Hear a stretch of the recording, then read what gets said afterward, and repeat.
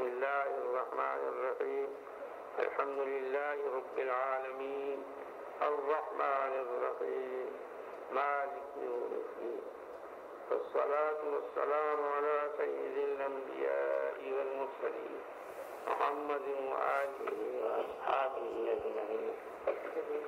اللہ رب العالمین ہے، سارے جہان کے لعنوں کے پالنے والے، رحمان ہے، بڑی بڑی خطایا معاف فرما دینے والے، رحیم ہے، بار بار معاف فرمانے والے، کریم ہے، بغیر استحقاق کے بڑی بڑی نعمتیں عطا فرمانے والے. آپ نے ہمیں انسان بنایا، پھر کھانے پینے رہنے سہنے کو ایسا دیا، لاکھوں سے بہتر ہے. پھر آپ نے ایمان کی نعمت دی تھی، ہمارے آباء و اجداد کو ایمان سے مشرف فرمایا.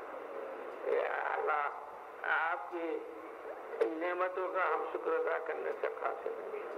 اللہ جہاں آپ نے ہمیں تمام نعمتوں سے نوازا ہے، ہماری ہر مومن کی اور حاضرین ان کو مغفرت کی نعمت سے بے سر سلام. اللہ سنت کی محبت، سنت کا عشق ہمارے دل میں ہر مومن کے دل میں پیدا ہوگا.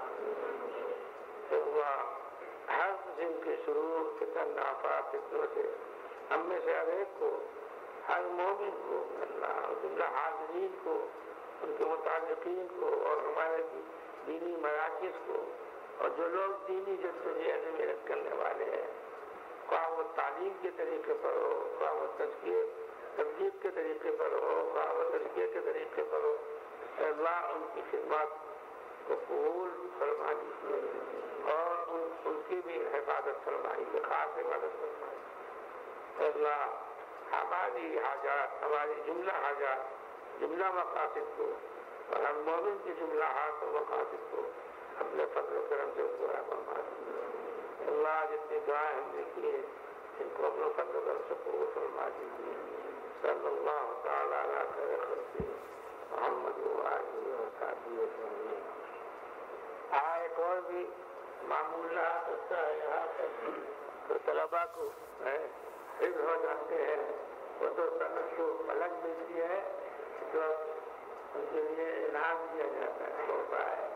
کتنا دیا جاتا ہے؟ دوسرے کے بعد چھوٹے بچے بھی ہیں، لحاظ سے ان کی امانت رکھی جائے گی دفتر میں، اور بڑے جو ہیں جو حفاظت کر سکتے ہیں اور یہ چیزیں ہیں ان کو